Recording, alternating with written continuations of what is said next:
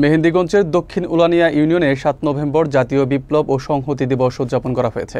Union বিএনপির কার্যালয় থেকে শোভাযাত্রা বের হয়ে বিভিন্ন সড়ক প্রদক্ষিণ করে আবার কার্যালয়ের সামনে পথসভায় মিলিত হয়েছে। প্রধান অতিথি হিসেবে উপস্থিত ছিলেন বরিশাল উত্তর জেলা যুবদলের আহ্বায়ক সালাউদ্দিন পিপলু, মেহেন্দিগঞ্জ উপজেলা যুবদলের সাধারণ সম্পাদক পারভেজ খন্দকার ও অন্যান্য নেতৃবৃন্দ।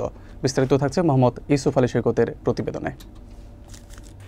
মেহেন্দিগঞ্জের দক্ষিণ উলানিয়া ইউনিয়নের বিএনপির উদ্যোগে ৭ নভেম্বর জাতীয় বিপ্লব ও সংহতি দিবস পালিত হয়েছে। এই দিনে ইউনিয়ন বিএনপির কার্যালয় থেকে শোভাযাত্রা শুরু হয়ে ইউনিয়নের প্রধান সড়ক প্রদক্ষিণ শেষে পুনরায় কার্যালয়ে পথসভা মিলিত হয়।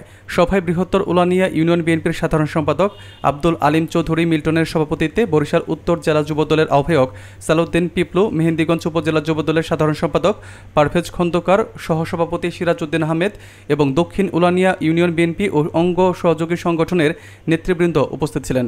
বক্তারা বলেন, ৭ নভেম্বরের এই দিনটি সেনা ও জনতার সম্মিলিত অভ্যুত্থানের মাধ্যমে তৎকালীন সেনাপ্রধান জিয়াউর রহমানকে মুক্ত করে রাজনৈতিক অস্থিরতার অবসান ঘটিয়েছে এবং দেশের নতুন রাজনৈতিক ধারার সূচনা করেছে।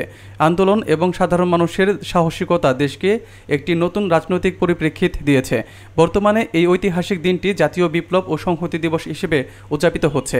আসন্ন জাতীয় সংসদ নির্বাচনে এই আসনের বিএনপি মনোনীত প্রার্থী রাজীব আহসানকে বিজয়ী করতে সকল নেতাকর্মী ঐক্যবদ্ধভাবে কাজ করার জন্য আহ্বান জানানো হয়।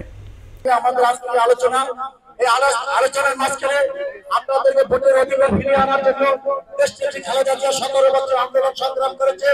আগামীতে আপনারা সেই ভোটের অধিকার ফিরে পাবেন। আপনারা যেমন ধানের শীষকে ভালোবাসেন, দেশটি খালেদা জিয়াকে ভালোবাসেন, সেরকম আপনারা ধানের শীষে ভোট দিয়ে বিজয় করবেন। এটাই আপনাদের কাছে আমাদের আশাবাদ। আমরা আপনাদেরকে একটি কথা বলতে চাই, এদেশের নারীদের অধিকার দেশটি খালেদা জিয়া দিয়েছেন। এদেশের